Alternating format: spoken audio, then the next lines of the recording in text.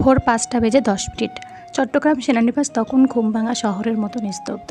হেডলাইটের আলোয় দুটো সেনা কনভয় ট্রাক দাঁড়িয়ে, ইঞ্জিন চালু। পাহাড়ি অভিযানে বের হওয়ার প্রস্তুতি তখন চূড়ান্ত। সেনা সদস্যদের চোখে স্পষ্ট একরাশ টেনশন আর দায়িত্ববোধের রেখা।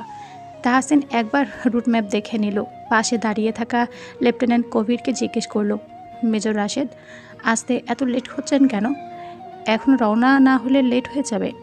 তখনই কবির বলে ওঠে, স্যার, ওই তো রাশেদ স্যার আসছেন। তাহসিন সামনে তাকালে দেখতে পেল মেজর রাশেদ এসেছেন। মেজর রাশেদ এসে তাড়া দেন, সবাই রেডি তো? মেজর রাশেদ তাহসিনের থেকে বয়সে বড়। তাহসিন তাই ওনাকে স্যার বলে সম্বোধন করে। তাহসিন বলল, ইয়েস স্যার। তাহলে রওনা হওয়া যাক। তাহসিন মাথা নাড়ল। এক গাড়িতে মোট 6 জন উঠল। তাহসিনের সাথে কবির সহ আরও 4 জন উঠল, আর অপর গাড়িতে মেজর রাশেদের সাথে 5 জন উঠল। ওদের মোট 12 জনের টিম নিয়ে রওনা হলো বাঘাছড়ির উদ্দেশ্যে। গাড়ি স্টার্ট নিল। ইঞ্জিনের গর্জনে ভেসে গেল ক্যান্টনমেন্টের নিস্তব্ধতা। পাহাড়ি রুট, আঁকাবাঁকা সড়ক, ঝাপসা কুয়াশা গায়ে মেঘে একটার পর একটা বাঁক পেরিয়ে ছুটে চলেছে সেনাবাহিনীর দুটি কনভয় ট্রাক। পাথুরে রাস্তা আর গম্ভীর জঙ্গলের মাঝে কেবল গর্জন তুলে কনভয় ট্রাক দুটি এগিয়ে চলেছে। প্রায় 10 ঘন্টার দীর্ঘ যাত্রা শেষে গাড়ি দুটি পৌঁছায় বাঘাছড়িতে। তখন দুপুর 3টার মতো বাজছে। তাহসিন এবং তার টিম বাঘাইছড়ি সীমান্ত ঘেঁষা এক গোপন সামরিক ক্যাম্পে আশ্রয় নেয়। এখানে তাদের অভিযান পূর্বরাত্রি কাটবে। এখান থেকে আগামীকাল ভোরে চূড়ান্ত অভিযানে নামবে। রিপোর্ট অনুযায়ী আগামীকাল ভোরে অস্ত্র পাচারকারী গ্যাংটি মিয়ানমার সীমান্ত ব্যবহার করে অবৈধ অস্ত্র দেশে ঢুকাবে।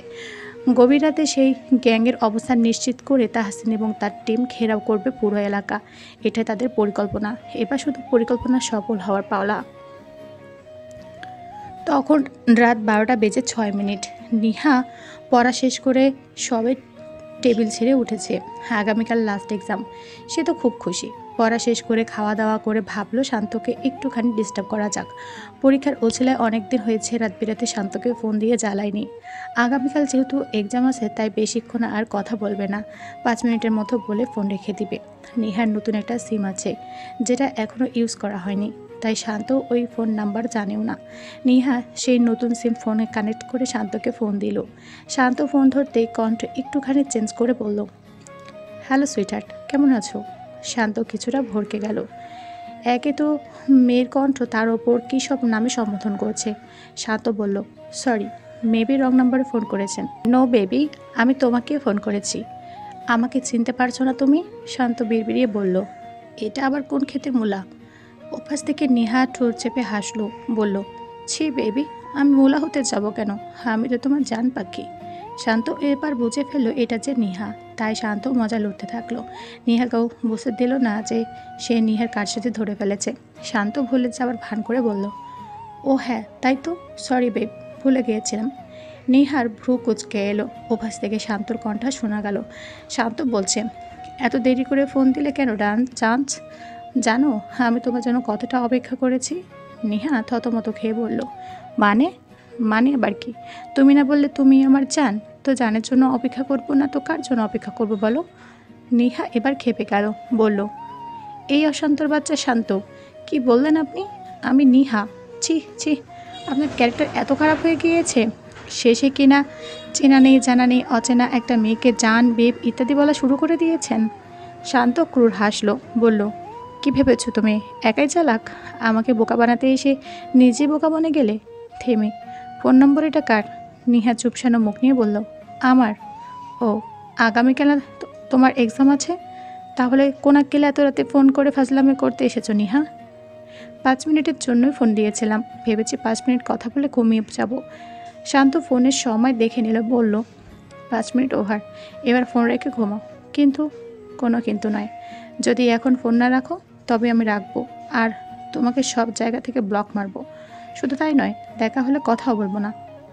আরে আরে, আজব, খালি ব্ল্যাকমেল করবে। রাখছি তো, by, good girl. Niha phone রেখে দিল। ওপাশ থেকে শান্ত বিড়বিড় করে বলল, পাজি একটা, শিরা সেটা শুধু দুষ্টুমি বুদ্ধি, হা। এক্সাম শেষ হওয়ার ঠিক 5 মিনিট পূর্বে রোদেলার কেমন যেন অস্বস্তি লাগছিল বিধায় খাতা জমা দিয়ে বেরিয়ে আসে। বাইরে আসতেই যেন আরও খারাপ লাগা শুরু হয়। তার পেট কেমন যেন চিনচিন করে ব্যথা করে ওঠে। এই ব্যথা ক্রমশ যেন বেড়ে যায়। সামনে আগানোর মতো এক ফোঁটা শক্তিও যেন পায় না। সে পেটে হাত দিয়ে ভবনের ফ্লোরে বসে পড়ে। হলের বয়োজ্যেষ্ঠ শিক্ষিকা সকলের খাতা জমা নিয়ে বেরিয়ে আসতেই ওর এই অবস্থা দেখে দ্রুত এগিয়ে আসেন। রোদেলার এই অবস্থা দেখে তিনি বুঝতে পারেন রোদেলার লেবার পেন উঠেছে। ভাগ্য ভালো নিহাও এক্সাম শেষে বের হতে রোদেলাকে এমন অবস্থা দেখে দৌড়ে আসে। ম্যাম নিহাকে বলে তাড়াতাড়ি যেন ওর বাসার লোকে খবর দেয়, এখনই হসপিটালে নিতে হবে। নিহা দৌড়ে বাইরে আসে, জানে বাহিরে রোদেলার শ্বশুরকে পাবে। এইদিকে রোদেলা পেটে হাত দিয়ে আর না পেরে চিৎকার দিয়ে উঠেছে। ম্যাম রোদেলার মাথা কোলে রেখে রোদেলার হাত পা ঘষে দিচ্ছেন যাতে রোদেলা একটুখানি বেটার ফিল করে। নিহা বাহিরে আসতেই দেখলো রোদেলার শ্বশুর শাশুড়ি দুজনে বাহিরে অপেক্ষা করছেন। নিহা দ্রুত যে ওনাদেরকে জানালে ওনারা ভেতরে ঢুকে আসেন। যেহেতু পরীক্ষার টাইম শেষ তাই ভেতরে আসতে কোনো সমস্যা হয়নি। অন্যদিকে আজকে নিহার লাস্ট এক্সাম ছিল বিধায় শান্ত এসেছিল। নিহা শান্তকেও নিয়ে আসে, কারণ রোদেলাকে ধরে আগে গাড়িতে ওঠাতে হবে। শান্ত কলেজে ঢুকতে ঢুকতে গাড়িতে খবর দিয়ে দিল। গাড়ি কিছুক্ষণের মধ্যেই এসে পড়ে। এইদিকে ধরাধরি করে রোদেলাকে গাড়িতে ওঠানো হয়। রোদেলার পাশে বসে নাজমা বেগম সমানে দোয়া পড়ে যাচ্ছেন, রোদেলাকে সাহস দিয়ে যাচ্ছেন। রোদেলার এমন করুণ অবস্থা দেখে নিহার কান্না এসে পড়ল। মা হওয়া আসলে বড় কঠিন। প্রসব যন্ত্রণা যে কতটা ভয়ানক সেটা একমাত্র একজন মাই উপলব্ধি করতে পারবেন। সকলে মিলে রোদেলাকে হসপিটালে নিয়ে এসেছেন। অন্যদিকে তাহসিনের মিশনে আছে, যার তরুণ তাহসিনকে এই খবর জানাতে পারছে না। তবে এই সময় একটা মেয়ের তার স্বামীকে খুবই প্রয়োজন। স্বামীর দেওয়া একটুখানি সাহস, একটুখানি ভরসাও কতটা সাহস যোগায় সেটা তো একজন গর্ভবতী মাই ভালো বলতে পারবেন। প্রায় কয়েক ঘন্টা পর ওটি থেকে ডক্টর বেরিয়ে আসেন। ডক্টরের হাতে সাদা তোয়ালে মোড়ানো একটি জীবন্ত প্রাণ। ডক্টরকে দেখে তাজউদ্দিন মাহমুদ, নাজমা বেগম, শান্ত, নিহা সকলে এগিয়ে যায়। তাহসিনের সন্তানকে প্রথমে তাজউদ্দিন মাহমুদ কোলে নেন। কোলে নিয়ে তিনি অপলক তাকিয়ে থাকেন। তার সেই পুরনো দিনের কথা মনে পড়ে যায়, যেদিন কিনা এই ফুটফুটে শিশুটার বাবার আগমন ঘটেছিল। এইভাবে ডাক্তার এসে ওনার কোলে দিয়ে বলেছিলেন, আপনার ছেলে সন্তান হয়েছে। এই যে আজও যেমন বললেন, অভিনন্দন, আপনার নাতি হয়েছে। তাজউদ্দিন মাহমুদ তাহসিনের পুত্রকে কোলে নিয়ে আজান দিলেন। অতঃপর তাজউদ্দিন মাহমুদের কোল থেকে নাজমা বেগম নিলেন। এরপর একে একে শান্ত, নিহা দুজনে তাহসিনের ছেলেকে কোলে নিল। নাজমা বেগম ডাক্তারকে রোদেলার কথা জিজ্ঞেস করে ডাক্তার জানায় রোদেলা সুস্থ আছে, তবে অচেতন হয়ে আছে। কিছুক্ষণের মাঝেই জ্ঞান ফিরে আসবে, আর তখনও কেবিনেও শিফট করা হবে। রোদেলা সুস্থ আছে শুনে উনি চিন্তামুক্ত হলেন। তাহসিন ভোর থেকে তার মিশন শুরু করে। গভীর রাতে এলাকা পুরাটা ঘেরাও করে ফেলে। গলি ছোড়াছুটির এক পর্যায়ে তাহসিন এবং তার পুরো টিম গ্যাংটাকে আটক করতে সফল হয়। ওদের টিমের সকলের মুখে জয়ের হাসি দেখা যায়। অতঃপর দুপুর 3টায় ওদের দিকে রওনা হয় ক্যান্টনমেন্টের উদ্দেশ্যে। গ্যাংটার সদস্য হচ্ছে 6 জন। এই 6 জনকে আটক করে কনভয় ট্রাকে তোলা হয়। তাদের সাথে মেজর রাশেদ সহ আরও 4 সেনা সদস্য এই একই কনভয়ে ওঠে, আর অন্য কনভয়ে ওঠে তাহসিন সহ বাকি 6 সেনা সদস্য। প্রথমে মেজর রাশেদের গাড়িটি স্টার্ট দেওয়া হয়, আর সেই গাড়ির পেছনে তাহসিনের গাড়ি চলতে থাকে। সবাই যখন নতুন সদস্যকে নিয়ে ব্যস্ত, তখন নাজমা বেগম তাহসিনকে ফোন দিতে ব্যস্ত, কারণ এই খুশির খবরটা তো ছেলেকে জানাতে হবে, তাই না? বার দুয়েক ফোন দেওয়ার পর তাহসিন ফোন রিসিভ করলো। ফোন রিসিভ করলেও নেটওয়ার্কজনিত সমস্যা থাকার কারণে বোঝা গেল না। নাজমা বেগম ফের ফোন দিল। এবার কিছুটা বোঝা যাচ্ছে। ওপাশ থেকে তাহসিন শুধালো, হ্যাঁ মা বলো, এখানে নেটওয়ার্ক অনেক সমস্যা। বাবা শুনতে পারছিস আমার কথা? হ্যাঁ এখন শুনতে পারছি, বলো তুমি। নাজমা বেগম খুশির ঝংকার তুলে বললেন, তোর ছেলে হয়েছে, আমরা হাসপাতালে আছি, তোর সন্তান আর বৌমা দুজনেই সুস্থ আছে। আলহামদুলিল্লাহ মা, আমি পথে আছি, ফিরছিস আমি। সাবধানে আয় বাবা, তোর ছেলে তোর অপেক্ষায় আছে। ওপাশ থেকে তাহসিন কি বলল তা আর শোনা গেল না। তবে বিকট একটা আওয়াজ শোনা গেল, কিন্তু কিসের সেটা বোঝা গেল না।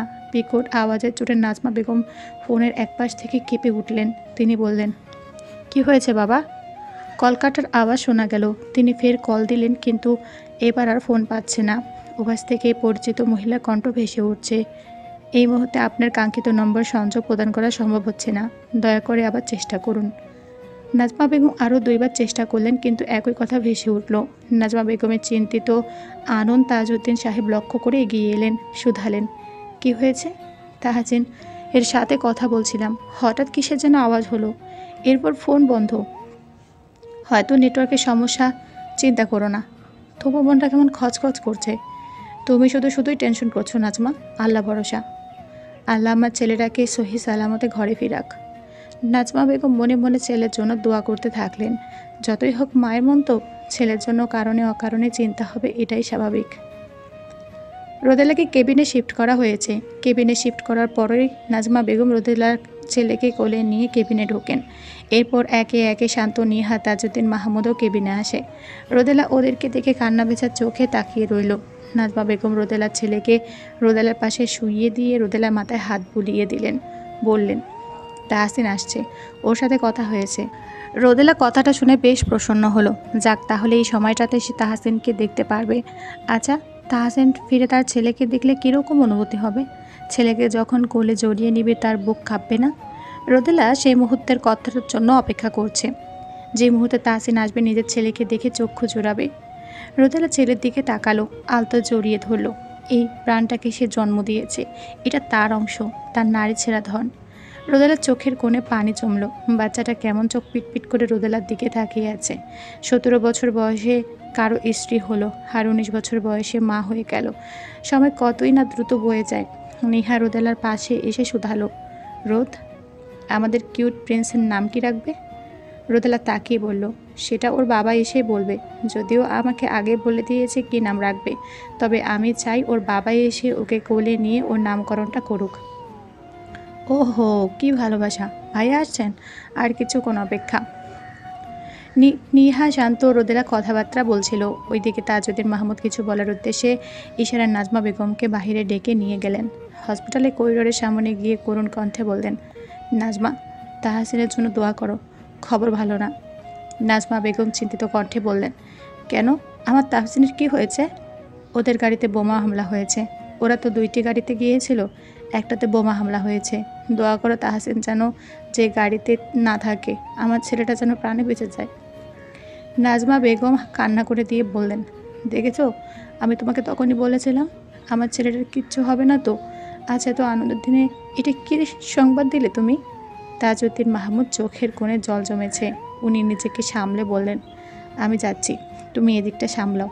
আর হ্যাঁ, বৌমাকে খবরটা দিও না, ওকে এই অবস্থায় সামলানো যাবে না। আল্লাহকে ডাকো নাজমা, আমি আসছি।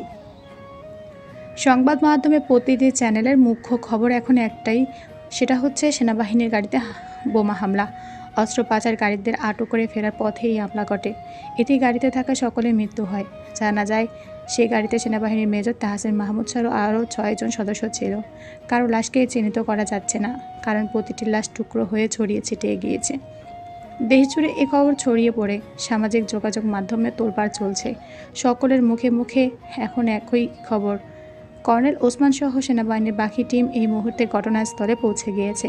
সড়কপথে দেরি হবে বিধায় হেলিকপ্টারে ওনারা রওনা হন।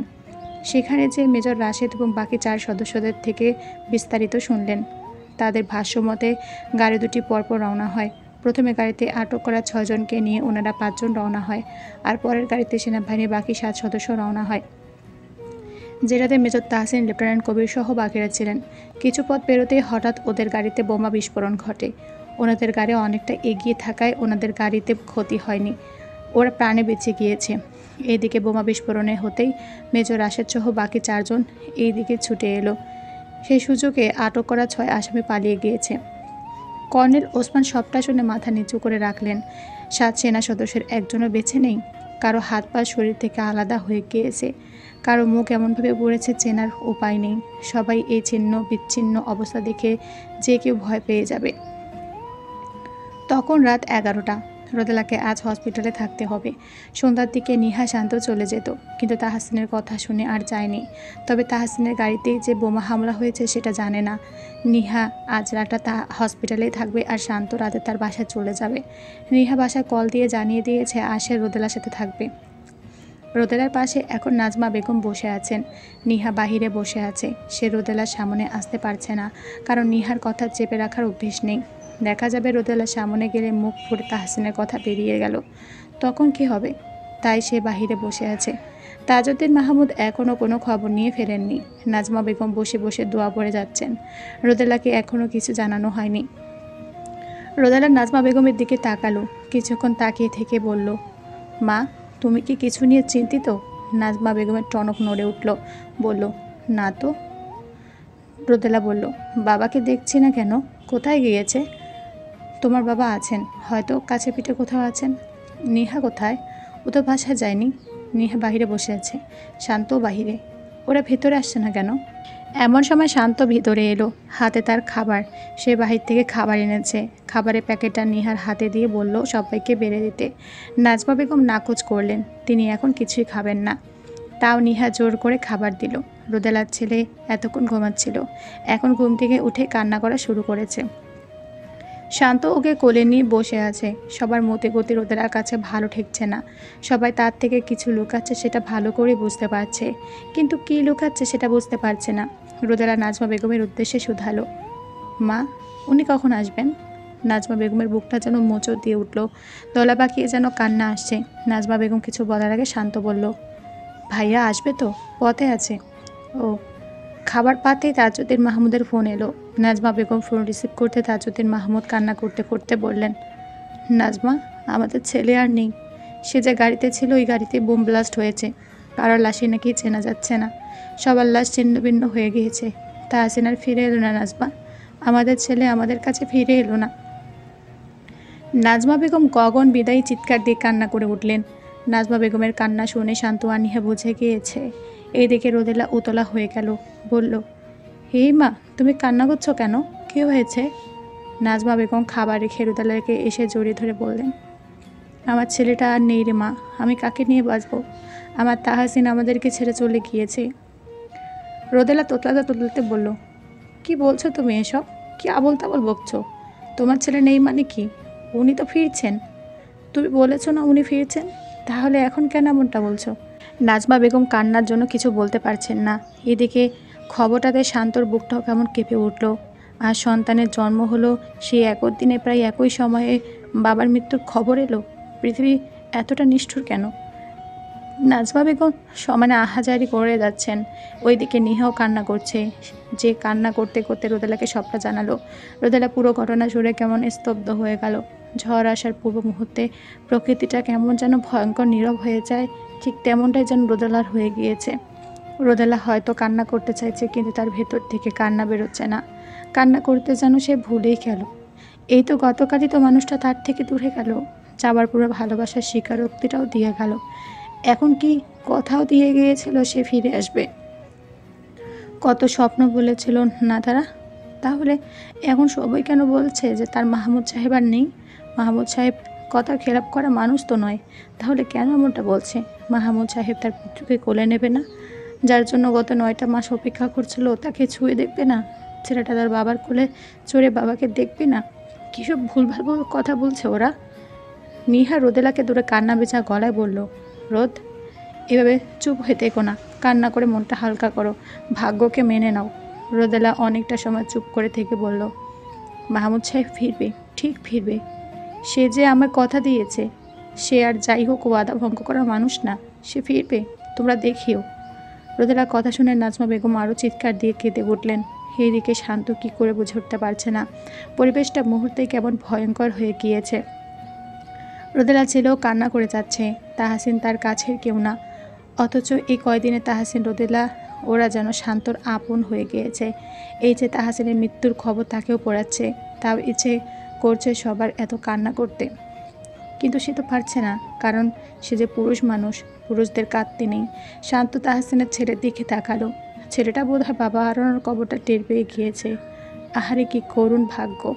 আজ তার জন্ম হলো, আর আজই তার বাবাকে হারালো। না তার বাবাকে দেখতে পেল, আর না সে তার বাবাকে দেখতে পেল। প্রকৃতি এতটা নিষ্ঠুর কেন? 1 সপ্তাহ পর রোদেলার কাছে নোটিশ আসে কোয়ার্টার ছাড়ার জন্য। রোদেলা কোয়ার্টার ছাড়তে নারাজ। এইখানে তাহসিনের সাথে কত শত স্মৃতি জমে আছে, ভালো মুহূর্তগুলোর সাক্ষী আছে এই কোয়ার্টারে। আর সেখানে কি না এটা ছেড়ে দিতে হবে? আজ সন্ধ্যায় কর্নেল নিজে এসে ওদের কোয়ার্টারে ওদের সাথে দেখা করতে। রোদেলাকে অনেক বুঝালেন এখানে থাকার নিয়ম নেই, আগামী 2 দিনের মধ্যেই কোয়ার্টার ছেড়ে দিয়ে নিজেদের বাসায় চলে যেতে। আর তিনি রোদেলাকে আশ্বাস দেন রোদেলা যখন ইচ্ছে তখনই এই ক্যান্টনমেন্টে আসতে পারবে, এসে কিছুদিনের জন্য ঘুরে যেতে পারবে, কেউ বাধা দেবে না। কর্নেল নিজের কথা শেষ করে চলে যান। রোদেলা চুপচাপ বসে থাকে। নাজমা বেগম চোখের পানি কাপড়ের আঁচলে মুছে নিজের রুমে চলে যান। তাজউদ্দিন মাহমুদও চুপচাপ উঠে যান। এদিকে রোদেলা চুপ করে বসে আছে। ঘরে তার ছেলে রুহান ঘুমাচ্ছে। তাহসিনের মৃত্যুর খবর যেদিন পেয়েছে সেদিন থেকে রোদেলা একদম চুপচাপ হয়ে গিয়েছে। কারোর সাথেই তেমন কথা বলছে না, কারো সামনে একটু কান্নাও করছে না। কেমন পাথরের মতো শক্ত হয়ে গিয়েছে। কেউ ওর সামনে কান্না করলেও কান্না করতে বারণ করে সে, কারণ তার মাহমুদ সাহেব ফিরে আসবে। কারো সামনে কান্না করলেও সে সবার অগোচরে ঠিকই কান্না করে। ওয়াশরুমে যে পানির কল ছেড়ে দিয়ে চিৎকার করে কান্না করে, যাতে পানির আওয়াজে তার কান্নার আওয়াজ আর বাহিরে বের হয় না। কান্না শেষে চোখ মুখ ধুয়ে আবার বেরিয়ে আসে। নাজমা বেগম যখন তখনই কান্না করছেন। ছেলেকে হারিয়ে তাজউদ্দিন মাহমুদও ভেঙে পড়েছেন। ছেলের এমন করুণ মৃত্যু মেনে নিতে পারছেন না। ছেলের লাশটুকুও দেখতে পেলেন না। এই খণ্ডগলিত লাশ খালি চোখে শনাক্ত করা কি সম্ভব? বাবা হয়ে নিজের সন্তানের এমন করুণ মৃত্যু কী করে মেনে নেবেন তিনি? ওদের এই বাসাটা কেমন যেন মৃত্যুপুরী হয়ে গিয়েছে। সবসময় নিস্তব্ধতায় ঘিরে থাকে। শুধু নিস্তব্ধতা ভাঙে তাহসিনের ছোট্ট বাচ্চাটার কান্না আওয়াজে। বাচ্চাটা তার বাবাকে দেখার সুযোগ অবধি পেল না। বাচ্চাটা এমন একদিনে জন্ম নিল যে দিনে কিনা তার বাবাকে চিরতরে হারানোর সংবাদ এলো। এটা যদি সে বড় হয়ে জানতে পারে তখন কেমন লাগবে? রোদেলাকে 2 দিন হসপিটালে রেখে তারপর বাসায় নিয়ে আসা হয়েছে। নিহা ক্যান্টনমেন্টে এসে গতকাল দেখা করে গিয়েছে। বাবুর কাছে অনেকক্ষণ বসেছিল। অনেকটা সময় কাটিয়ে তারপর চলে গিয়েছে। রোদেলা বসে বসে এখন তাহসিনের কথাই ভাবছে। সে যে বিশ্বাস নিয়ে বসে আছে তার মাহমুদ সাহেব ফিরবে। এই যে আজ কর্নেল যখন এসেছেন তখন কলিং বেলের আওয়াজে রোদেলা ছুটতে গিয়ে দরজা খুলে দিয়েছিল। ভেবেছিল তার মাহমুদ সাহেব এসেছে। দরজার ওপাশে কর্নেলকে দেখে তার মন ছোট হয়ে গেল। এই তো মাস দিয়ে আর একটা দিন, তারপরেই তো এই কোয়ার্টারটা একেবারে ছেড়ে দিতে হবে। রোদেলা বসে বসে চিন্তাই করছিল। ঘর থেকে ছেলে রুহানের কান্নার আওয়াজে সে কিঞ্চিত নড়ে উঠল। ইদানিং তার বেশ হ্যালুসিনেশন হচ্ছে। যখন তখন তাহসিনকে দেখতে পাচ্ছে। তারপর যখন বলছে তাহসিন নেই তখন আবার বুকটা মুচড়ে উঠছে। ছেলের কান্নার আওয়াজ পেয়ে রোদেলা উঠে রুমে চলে গেল। ছেলেকে কোলে নিয়ে বলল, উঠে পড়েছো তুমি? আমার ছোট্ট সোনা পাখিটা উঠে পড়েছে? কান্না করছো কেন? তোমাকে না বলেছে কান্না করবে না? বাবার মতো সাহসী হবে। 10 দিনের ছোট্ট ছেলেটা কি আর মায়ের কথা বোঝে?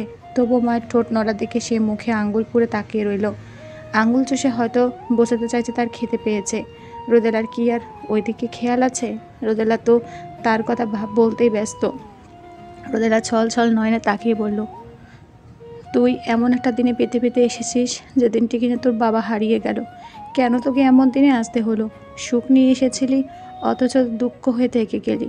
কতটা দুর্ভাগা হলে নিজের জন্মদিনে বাবার মৃত্যুর সংবাদ শুনলি। তোর বাবা তোকে নিয়ে কতটা স্বপ্ন বুনেছিল জানিস? যেদিন সে জানতে পারলো তার একটা অংশ আমার গর্ভে আছে সেদিন কতটাই না খুশি হয়েছিল। তোর নামটাও ঠিক করে রেখেছিল।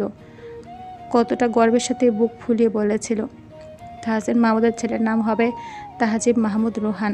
সম্পূর্ণ নামের অর্থ শিষ্ট, ভদ্র আর কোমল হৃদয়ের। তার নামের মাঝেই তার চরিত্র ফুটে উঠবে। যেদিন তোর নাম ঠিক করা হলো সেদিনও তোর বাবার উপর দিয়ে কত বড় একটা বিপদ বয়ে গেল। আর যেদিন তুই এলি সেদিন তোর বাবা চিরতরে হারিয়ে গেল। তোর ভাগ্য এতটা খারাপ কেন বলতে পারিস? কথাগুলো বলতে বলতে রোদেলা কান্না করে দিল। রোদেলার কান্না দেখে ছোট্ট রুহানও কেঁদে ফেলল। রোদেলা রুহানের কান্না থামানোর চেষ্টা করলো। এবার তার বোধ এসেছে ছেলের খিদে পেয়েছে, তাই সে ছেলেকে ফিডিং করালো। রুহানের পেট পুড়ল। এবার সে চুপচাপ শুয়ে থাকলো। চোখ বড় বড় করে ছাদের দিকে তাকিয়ে আছে। হাত ঠোঁট পাখা করে হাসছে। রোদেলা ছেলে হাসি মাখা ঠোঁটের দিকে তাকিয়ে আছে। নাজমা বেগম রোদেলার রুমে এলেন। নাতিকে চাকনা পেয়ে কোলে তুলে নিলেন। শাশুড়িকে দেখে রোদেলা উঠে বসলো। নাজমা বেগম রুহানকে কোলে নিয়ে বসলেন। রোদেলা বলল, মা, এতটা মন খারাপ করে থেকো না তো। তোমাকে তো বলেছি উনি ফিরে আসবেন, তাও কেন বুঝতে পারছো না? বাড়িটা কেমন মৃত্যুপুরীর মতো বানিয়ে রেখেছো। নাজমা বেগম সে কথার জবাব দিলেন না। তিনি ভালো করে জানেন রোদেলার মনের অবস্থা ভালো না। নাজমা বেগম বললেন, আস্তে আস্তে সব গুছিয়ে নে মা, পরশুদিন আমরা আমাদের বাসায় চলে যাব। রোদেলা ছোট্ট করে বলল, আচ্ছা। নাজমা বেগম রুহানকে কোলে নিয়ে নিজের রুমে চলে গেলেন। তাজউদ্দিন মাহমুদ রুমে আছেন। ছেলের শোকে সারাক্ষণই কাতর হয়ে থাকেন। নাতিকে তেমন করে সময় দেওয়া হয় না, যদি ওকে পেয়ে মানুষটা একটু হলেও ছেলের শোক কাটাতে পারে। নাজমা বেগম যাবার পর রোদেলা উঠে চলে গেল বারান্দায়। বারান্দায় দাঁড়িয়ে পদ্মবিলের জলাশয়ের দিকে তাকিয়ে রইল। অনেকক্ষণ চুপ করে থেকে বলল, আর মাত্র একটা দিন, তারপরও এই ক্যান্টনমেন্ট থেকে বিদায়। সাথে বিদায় জানাতে হবে এই কোয়ার্টারকে। এই বারান্দায় দাঁড়িয়ে হয়তো আর এই পদ্মবিল দেখা হবে না। আমাদের সকল স্মৃতি মুছে দিয়ে এই রুমের অন্য কেউ এসে শিফট হবে। হয়তো তাদের নিত্য নতুন স্মৃতি যুক্ত হবে। তাদের স্মৃতির মাঝে আমাদের সকল স্মৃতি একে একে মুছে যাবে। থেমে, মাহমুদ সাহেব, এমনটা না হলে কি খুব বেশি ক্ষতি হতো?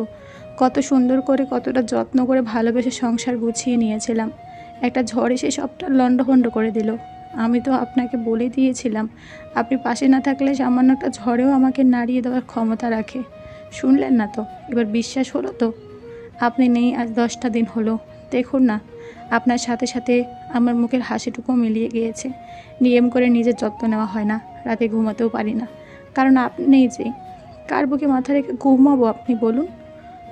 কে হাত বাড়িয়ে দিয়ে বলবে, মাইমুন বুকে আসো? ঘুম না এলে কে মাথায় হাত বুলিয়ে দেবে? আপনার মতো করে কে ভালোবাসবে? এখন আর আমাকে এত আদর করে মাইমুন বলে কেউ ডাকে না। এই ডাকটা যেন কত যোগ হয়েছে শুনিনি। কবে আবার দেখা পাবো আপনার? কবে এসে বলবেন, মাইমুন আমি ফিরে এসেছি, তোমার কাছে ফিরে এসেছি? কবে আসবেন বলুন না? আপনি কি সত্যি ফিরবেন, নাকি আমি মনের মাঝে মিথ্যে আশা নিয়ে দিন গুনছি? আপনাকে ছাড়া আমি শেষ হয়ে যাচ্ছি। ফিরে আসুন না। আমার কথা শুনলে হয়তো সবাই ভাবে আমি পাগল, কারণ আমি মৃত মানুষের ফেরার অপেক্ষায় দিন গুনছি। কিন্তু সবাইকে কীভাবে বোঝাই আমার মনের মাঝে আপনি এখনও জীবিত আছেন, সারাটি জীবনে থাকবেন। থেমে, আমার ভাগ্যটা এমন কেন? আমি যাকে ভালোবেসে একটু আঁকড়ে ধরে বাঁচতে চাই তাকে হারিয়ে ফেলি। মাকে ভালোবেসেছিলাম, মাও হারিয়ে গেল। মায়ের সাথে সাথে বাবাও হারিয়ে গেল, কারণ বাবা থেকেও যে নেই। তারপর আপনি এলেন আমার জীবনে, অঢেল সুখ আমার মাঝে বিলিয়ে দিলেন। আপনাকে পেয়ে সুখের রাজ্যে প্রবেশ করেছিলাম, আপনাকে ঘিরে বাঁচতে চেয়েছিলাম। অথচ দেখেন, সময়ের বিবর্তনে আজ আপনাকেও হারিয়ে ফেললাম। আপনিও আমায় ছেড়ে চলে গেলেন। কেন এমন করেন আপনারা? জানেন না আপনাদের ছাড়া আমি পথহারা পথিক? আপনাদের ছাড়া নিঃশ্বাস নিতেও কষ্ট হয়, বুঝতে পারেন না? ফিরে আসুন প্লিজ, ফিরে আসুন। কথাগুলো বলতে বলে রোদেলা কান্না করে ফেললো। বারান্দার রেলিং ঘেঁষে বসে অঝরে কান্না করতে লাগলো। রোদেলার কান্না আওয়াজ পেয়ে পাশের রুম থেকে নাজমা বেগম ছুটে এলেন। এসে রোদেলাকে বুকে জড়িয়ে নিলেন। তিনিও কাঁদছেন। একটা মানুষের বিয়োগ ব্যথায় সকলে আজ দিশেহারা। সেই মানুষটাদের সকলের মনে কতটুকু জুড়ে ছিল সেটা তো শুধুমাত্র তারাই জানে। প্রিয় মানুষের বিয়োগ ব্যথা সহজে কাটিয়ে ওঠা যায় না। এই ব্যথা সারা জীবন তপড়ে তপড়ে বেড়ায়। হা।